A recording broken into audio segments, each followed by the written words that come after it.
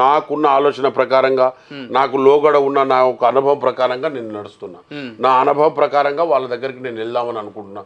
వాళ్ళతో మనం ప్రజల కొరకు రిక్వెస్ట్ చేసి ప్రజల గురించి మనం చేస్తే అది తప్పే ఉన్నది. ఇప్పుడు ఇండస్ట్రీ మినిస్టర్ ఉన్నాడు. ఇండస్ట్రీ మినిస్టర్కు ప్యారేగాన్ చెప్పుల ఫ్యాక్టరీలు నా 7 నియోజకవర్గాల్లో ట్రైబల్ నియోజకవర్గాల్లో ఒక్కొక్క నియోజకవర్గం ఒక్కొక్క ఇండస్ట్రీ పెట్టియాలనే ఒక కాన్సెప్ట్, బయ్యారం ప్రాజెక్ట్ చేయాలనే కాన్సెప్ట్, ఇంకా లోగడ ఉన్న నా ఇరిగేషన్ కొంత ఆగి ఉన్నది. బయ్యారం చెరువులు కానివ్వండి, గంతానపల్లి చెరువు కానివ్వండి, మోడికుంట వాగు కానివ్వండి, ఇవన్నీ కూడా చేయవలసిన అవసరం ఉంది. మన మీద బాధ్యత ఉంది. ఎంపీ కాగానే సరిపోదు. ఎంపీ ప్రజలు నిర్ణయిస్తారు. నిర్ణయించబడి నువ్వు చేసే బాధ్యత కూడా చేయించాలి. ఆ బాధ్యతను నిలబెట్టుకోవాలి. నువ్వు దాని మీద పోరాటం చేసినప్పుడు ఎంపీ అవుతారు. కానీ ఖాళీ ఎంపీ అయినంత మాత్రాన నేను ఇంతైనా ఇట్లయినా అనేది అనడం లేక ఆ ఉద్దేశం కాదు నాది. నా ఉద్దేశం పనిచేసినప్పుడే ఎంపీ అయితేని అనుకుంటా. ఒక 4 పనులు అయినప్పుడే నేను ఎంపీ అని కొద్ది గొప్ప నేను సంతోషపడాలి. కానీ ఎంపీ అయితే మాత్రం సంతోషపడేది ఏం లేదు. అవును సార్, గత 4-5 రోజులుగా సామాజిక మాధ్యమంలో మీ విషయం ఒకటి చర్చకు వస్తుంది. బలరాం నాయక్ గారికి టీపీసీసీ అధ్యక్ష పదవి కట్టబెడితే సమర్థవంతంగా పనిచేయగలడు అని చెప్పి కొన్ని వార్తలు అయితే చూస్తా ఉన్నాం. నిజంగా ఆ రకంగా పదవి బాధ్యతలు వస్తే చేయడానికి మీరు సిద్ధంగా ఉన్నారా సార్? ఇంతవరకు ఆఫ్టర్ ఇండిపెండెంట్ ట్రైబల్లో లంబాడి జాతిలో ఎవరికి ఇవ్వలేదు. బీసీ వాళ్ళకి ఇచ్చారు, మైనార్టీకి ఇచ్చారు, ఓసీలకు ఇచ్చారు. ఒకసారి మీరు లంబాడీకి ఎచ్చి చూడండి. సమర్థతమైన పని చేయడానికి మేము సిద్ధంగా ఉన్నాం. 100% నేను చేసి చూయిస్తా, సమర్థతగా చూయిస్తా. అవసరమైతే నేను రాష్ట్రంలో ఇందిరాగాంధీ ఆ రోజు మాకు ఎస్టీలో కలిపింది, లంబాడి కులాలకు ఎస్టీ ఎస్సీ సబ్ ప్లాన్ ఇచ్చింది కాంగ్రెస్ పార్టీ, రైట్ ఇన్ఫర్మేషన్ ఇచ్చింది కాంగ్రెస్ పార్టీ. ఇవాళ ఎన్నో కార్యక్రమాలు 100 రోజుల పని ఇచ్చింది. రాహుల్ గాంధీ గారు సాఫ్ట్వేర్ తీసుకొస్తే ఇలా ఇతర దేశాల్లో కూడా ఉన్నారు. కాబట్టి ఇవన్నీ కాన్సెప్ట్కు పీసీసీగా నన్ను ఇస్తే తప్పకుండా గౌరవనీయ ముఖ్యమంత్రికి కానీ, మన రాష్ట్ర ప్రజలకు కానీ, దేశంలో ఉన్న పెద్ద నాయకులకు కానీ, భారతదేశంలో లంబాడీ క్యాస్టులకు ఇంతవరకు ఇవ్వలేదు, భారతదేశంలో కూడా ఇవ్వలేదు.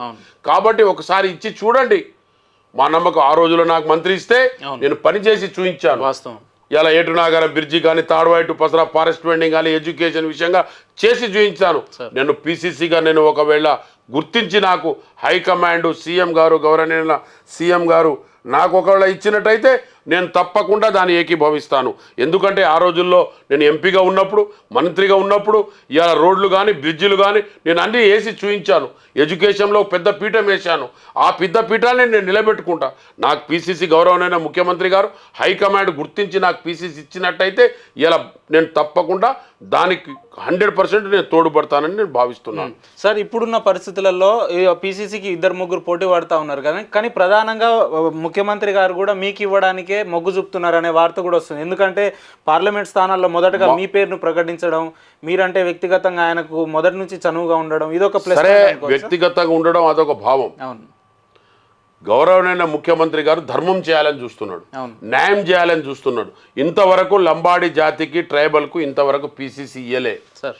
మేము పాపులేషన్ ఎక్కువ ఉన్నప్పటికీ కూడా 12% మా పాపులేషన్ ఉంది తెలంగాణ రీజన్లో బంజారా కమ్యూనిటీకి.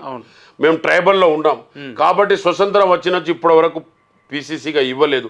ఒక్కసారి ఇచ్చి చూసినట్టయితే అది కూడా ఏ విధంగా ఉంటుంది, వాళ్ళను మనం చేసినట్టయితే న్యాయం చేసిన వాళ్ళు అయితేనో. కానీ నా మీద ప్రేమ ఉండొచ్చు, ఉన్నప్పటికీ నేను లేదని అంటే నేను ఉన్నప్పటికీ ఒక సోషల్ జస్టిస్, ఒక ధర్మం, ఒక న్యాయం చేద్దామనే ఒక పట్టుదలతో ఉన్న గౌరవనీయుల ముఖ్యమంత్రి గారు ఇవాళ కాంగ్రెస్ పార్టీని ఒక 2-3 సంవత్సరాల నుంచి పైకి తీసుకొచ్చి ఉద్యమాలు చేపించి అన్ని తీసుకొచ్చిన వ్యక్తి ఏకైక గౌరవనీయుల ముఖ్యమంత్రి గారు రేవంత్ రెడ్డి గారు.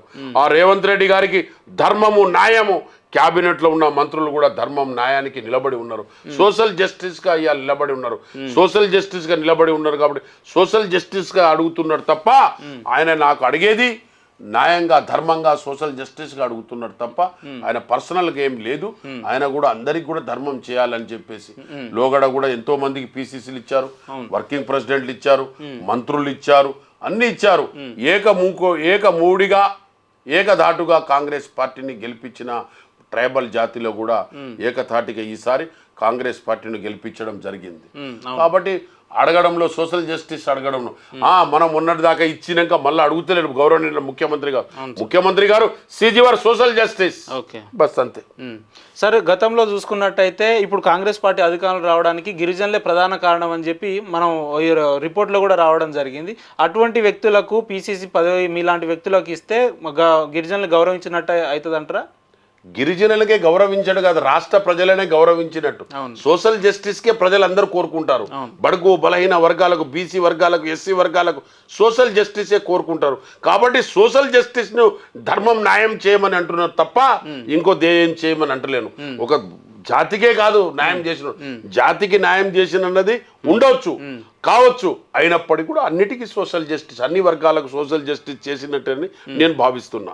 రాబోయే రోజుల్లో మీ పార్లమెంట్ నియోజకవర్గ ప్రజలు, రాష్ట్ర ప్రజలు అనుకుంటున్నట్టు బలరాం నాయక్ గారు పిసిసిగా పగ్గాలు చేపట్టే అవకాశాలు ఎక్కువ స్థాయిలో ఉన్నాయంటారా? ఎక్కువ స్థాయిలో కాదు, హైకమాండ్ గుర్తించి సోషల్ జస్టిస్ గా గుర్తించి నాకు ఇచ్చినట్టయితే తప్పకుండా నేను పనిచేస్తాను. తప్పకుండా వాళ్ళ గౌరవాన్ని కాపాడుతాను, వాళ్ళ రెస్పెక్ట్ ను కాపాడుతాను, వాళ్ళ మర్యాదను కాపాడుతాను, పార్టీ మర్యాదలను కాపాడుతాను, ప్రజల మర్యాదను కాపాడుతాను ముఖ్యంగా. రైట్ సార్, ఇన్నేళ్ల తర్వాత ఇంత ఘన విజయాన్ని, భారీ విజయాన్ని అందించిన మీ పార్లమెంట్ ప్రజలకు ఉద్దేశించి మంచి సందేశం ఇవ్వాలి బలరాం నాయక్ గారు అంటే ఏం చెప్తారు మీరు? మంచి సందేశం ఇవ్వాలంటే నేను చేసే కృషి, నేను తెచ్చే బడ్జెక్టు, నేను తెచ్చే ప్రాజెక్టు దాని మీద ఆధారపడి ఉంటుంది తప్ప నా ఉంగల్ పర్సనల్గా నేను అనుకోని నా మనసులో తృప్తి పడితే కాదు. తృప్తి అనేది ఎప్పుడు జరుగుతుంది? మనం పని చేసినప్పుడే, జస్టిస్ సోషల్ జస్టిస్ చేసినప్పుడే జరుగుతుంది. కాబట్టి అదే విధంగా నేను సోషల్ జస్టిస్ గా పనిచేస్తానని. ఇంత విజయాన్ని అందించిన ప్రజలకు ఏం చెప్తారు మీరు? ఎట్లా రుణపడి ఉంటారు? అదే చెప్తున్నా కదా, వారికి నేను పని చేసినప్పుడే నా విజయం అన్నది, వాళ్ళతో నేను కృషి చేసినప్పుడే నా విజయం అన్నది. చేను ఉండగానే సరిపోదు, నాకు 10 ఎకరాలు ఉంటే సరిపోదు, పంట చేసి దున్ని సాధించినప్పుడే ఆ భగవంతుడు కూడా దానితో పాటు సహకరించాలి. వర్షాలు కానీ ఇంకోటి కానీ, నేను దున్నకపోయి బీడు పడేసి నాకు పంట పండాలంటే పండుతుందా? అది ఇప్పుడు జరగని పని. రైట్ సార్, చివరగా ఇన్నేళ్ల మీ రాజకీయ జీవితంలో కింది స్థాయి నుంచి కేంద్ర మంత్రి వరకు ఎదిగిన పరిస్థితులు మనం చూసినాం. ఇంతటి వ్యక్తి అయినటువంటి మీరు ఇన్నేళ్ల మీ రాజకీయ జీవితంలో వివాదాలకు ఎక్కడ కూడా తావివ్వకుండా ఎదిగిన నేతల్లో ప్రధానంగా మీ పేరు కూడా వినిపిస్తూ ఉంటుంది. అటువంటిది మీ రాజకీయ జీవితంలో కావచ్చు, మీ వ్యక్తిగత జీవితంలో అంతిమ లక్ష్యం ఏంటి మీ రాజకీయ జీవితంలో అంటే ఏం చెప్తారు? రాజకీయ జీవితంలో ఉన్నప్పటికీ భగవంతుడు తల్లిదండ్రుల ఆశీస్సులతోని రాజకీయంలో వచ్చినప్పటికీ మనం ప్రజల లోపట వారితో నిఘ్నమై మనం పనిచేసినప్పుడే రాజకీయ లీడర్ అనిపిస్తుంది తప్ప మనం రాజకీయం అంటే సొంతగా ఊహించుకొని పదవులు చేసుడు కాదు. పదవి వచ్చినప్పుడు ప్రజలకు ధర్మం, ప్రజలకు న్యాయం, ప్రజల ఒక కాన్సెప్ట్, ప్రజల ఒక ఉద్దేశం, ప్రజలది ఒక ఆశీస్సులే మనము అందుకున్నప్పుడే లీడర్షిప్ అవుతాడు తప్ప నా కాన్సెప్ట్ తప్ప ఇండివిజువల్గా నేనేదో అయిపోయానంటే అది అయ్యేది కాదు, అది పోయేది కాదు. రైట్ సార్, ఇంత బిజీ షెడ్యూల్లో కూడా అడగంగానే మీ సమయాన్ని మాకు పంచుకున్నందుకు మీకు ప్రత్యేక ధన్యవాదాలు sir. Thank you sir, thank you so much. Thank you అన్న.